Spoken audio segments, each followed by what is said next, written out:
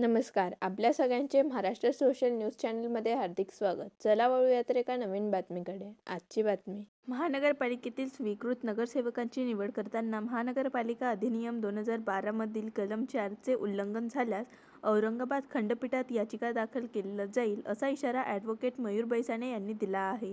राजकीय पराभूत किंवा निकटवर्तीयांऐवजी विविध क्षेत्रातील अनुभवी व्यक्तींची स्वीकृत नगरसेवक म्हणून निवड करावी, अशी मागणी त्यांनी केली आहे. नमस्कार. मी काही दिवसांपूर्वी महानगरपालिके प्रशासनात स्वीकृत नगरसेवक हे डॉक्टर, वकील, इंजिनियर, प्राध्यापक, पत्रकार अशा विविध क्षेत्रातील उमेदवार घेण्यात यावे, जेणेकरून महानगरपालिकेच्या विकासाला गती येईल, धुळे शहराची प्रगती होईल. या मागणीसाठी मी काही दिवसापूर्वी प्रसिद्धीपत्रक काढलेलं होतं. तसेच मी सर्व इच्छुक उमेदवारांना, या क्षेत्रातील विविध क्षेत्रातील इच्छुक उमेदवारांनाही विनंती केली होती की आपण जास्तीत जास्त आपलं नामनिर्देशन पत्र दाखल करा, जेणेकरून अभ्यासू आणि ज्ञानपिपासू बुद्धिजीवी लोक महानगरपालिकेत येऊ शकतात, धुळे शहराची भक्कम बाजू या ठिकाणी मांडू शकतात. आता राहिलं प्रश्न संख्याबळाचा. जर स्वीकृत नगरसेवक पदासाठी जर एखाद्या उमेदवाराकडे संख्याबळ नसेल, नगरसेवकांच्या तुलनेत संख्याबळ नसेल, तर मान्य आयुक्त साहेबांचा विशेष अधिकार या ठिकाणी प्राप्त होतो.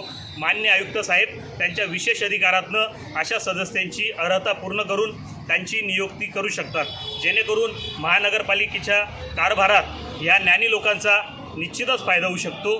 त्यामुळे आज मी नामनिर्देशन पत्र माझंवालं वकील विभागातनं दाखल केलेलं आहे. विधी व न्याय विभागचं मला त्यात सहकार्य आहे. धुळे जिल्हा वकील संघाने मला पाठिंबा दिलेला आहे. तसेच सगळ्यात महत्त्वाचं म्हणजे bar council of Maharashtra Goa राज्यस्तरीय वकील संघटनेने देखील मला पत्र देऊन माझ्या नामनिर्देशन अर्जाला शिफारस दिलेली आहे.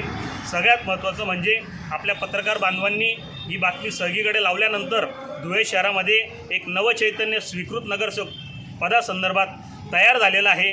तसेच समजा बुद्धिजीवी लोकांना या ठिकाणी स्थान देण्यात आलं नाही तर मी ॲडव्होकेट मयूर मेघराज बैसाणे निश्चितच मान्य उच्च न्यायालयात याचिका दाखल करणार आहे. तरी मान्य आयुक्त साहेबांनी त्यांचा विशेष अधिकार वापरून बुद्धिजीवी लोकांना महानगरपालिकेत सभागृहामध्ये बाजू मांडण्याची संधी द्यावी, एवढीच विनंती करण्यासाठी. बातमी आवडल्यास चॅनलला लाईक व सबस्क्राईब करा व दररोज अशा नवनवीन बातम्या पाहण्यासाठी चॅनलला फॉलो करा. धन्यवाद.